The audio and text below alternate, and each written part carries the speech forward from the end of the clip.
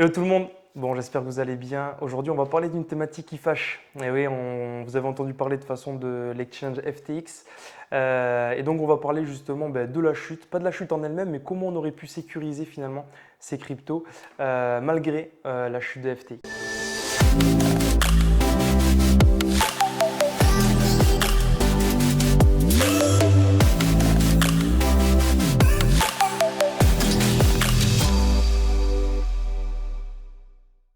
Si je vous parle de banques physiques et de banques en ligne, quand elles ont commencé à se développer, évidemment, il y avait beaucoup d'intérêt car on avait la possibilité de tout gérer nous-mêmes directement par le biais de nos applications.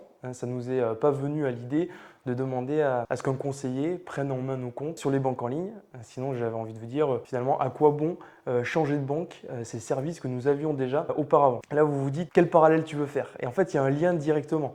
Aujourd'hui, là, beaucoup sont en train de faire exactement ça avec la crypto-monnaie. Pour prendre la genèse, c'est important de comprendre pourquoi ça a été fait. Aujourd'hui, ce qui a plu dans la crypto et pourquoi il y a beaucoup d'intérêt au-delà de l'aspect, je ne vais pas parler de l'aspect spéculatif, mais c'est la transparence. Aujourd'hui, pour ceux qui n'ont pas bien saisi le fonctionnement, vous avez plus une monnaie fiduciaire, mais une monnaie digitale avec laquelle il n'y a aucun intermédiaire entre vous et la personne à qui vous voulez transférer de l'argent, faire un virement ou autre. Que ce soit pour les paiements, que ce soit pour des investissements, que ce soit pour un transfert même entre particuliers, de personne à personne. Donc là, au fur et à mesure, ça a facilité les transactions. Et pour profiter du mouvement, il y a ce qu'on appelle des exchanges qui se sont créés, comme crypto.com, Binance, FTX, justement. Ça, aujourd'hui, ce sont les plus gros exchanges et il y en a certainement d'autres. Et celles-ci, donc notamment, on appelle ça des exchanges centralisés. Donc, qui dit centralisé, aujourd'hui, c'est comme une banque. Alors, je vais vraiment faire le parallèle entre une banque physique et une banque digitale. À partir du moment où vous mettez vos fonds sur la plateforme, les conditions des plateformes stipulent qu'ils ne vous appartiennent plus. Comme les banques d'ailleurs, c'est un peu pareil. Et c'est ce pourquoi aujourd'hui de plus en plus font le choix justement de partir sur des banques en ligne. Aujourd'hui, beaucoup ils se sont servis des exchanges centralisés comme des banques. On laissé leurs fonds sur notamment FTX. Donc en gros, l'idée c'était de se dire on laisse notre argent sur FTX et donc comme beaucoup redoutaient finalement ça arriva, FTX n'avait pas les fonds de tous les clients et personne n'a pu récupérer leurs capitaux et même pousser à la perte finalement les fonds parce qu'FTX a complètement chuté et les capitaux et les fonds propres sont désormais perdus. Donc aujourd'hui, comment éviter? Il faut tout simplement ne pas repartir sur le schéma que l'on a fait avec les banques. Ne pas laisser l'argent sur un exchange centralisé, c'est équivalent à laisser l'argent sur une banque qui du coup ne nous appartient plus. Et donc il faut se rapprocher d'un exchange décentralisé. Donc ce sont des exchanges comme Tronlink par exemple, qui est une extension de Google Chrome, ou encore Ledger, qui est une clé physique du coup semblable à une clé USB et qui sécurise nos capitaux sans que personne d'autre que nous-mêmes en fait les détiennent. Donc à partir du moment où on a la clé avec nous, donc il y a un phénomène de mots qu'on doit garder effectivement pour la sécurité.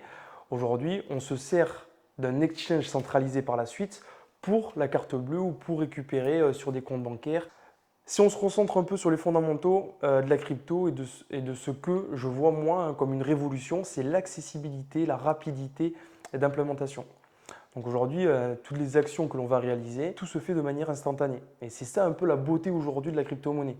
Par contre, il faut soit investir par le biais directement des exchanges décentralisés, ou si on a déjà investi par le biais d'exchanges centralisés, c'est le fait de transférer sur du décentralisé les cryptos en question qui permettront justement que les plateformes comme Binance, Crypto.com, du coup FTX à un moment, ne soient plus propriétaires et les seuls garants de nos fonds. Parce que sinon, on est tributaire d'eux et on est dépendant, comme aujourd'hui, les banques, je crois qu'ils sécurisent ou ils nous garantissent 80 000 euros.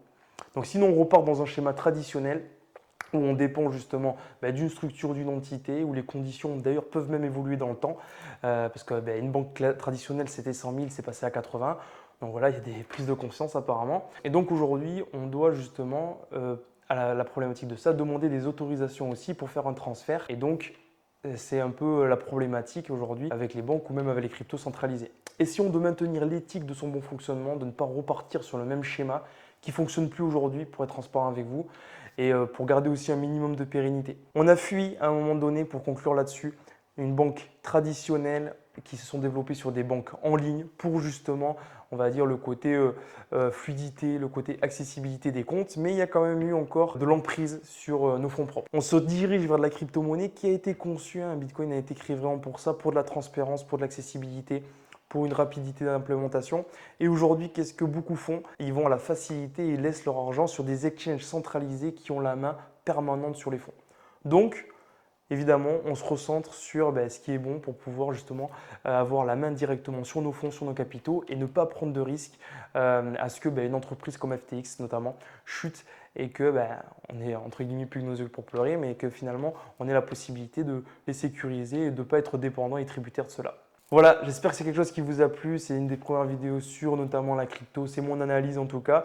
Et aujourd'hui, le fait de pouvoir diversifier, sécuriser, c'est ce que je vais, on va dire, mettre en avant de plus en plus sur la chaîne, ce qui va permettre de prévenir plutôt que guérir finalement. À bientôt, à plus tard, ciao.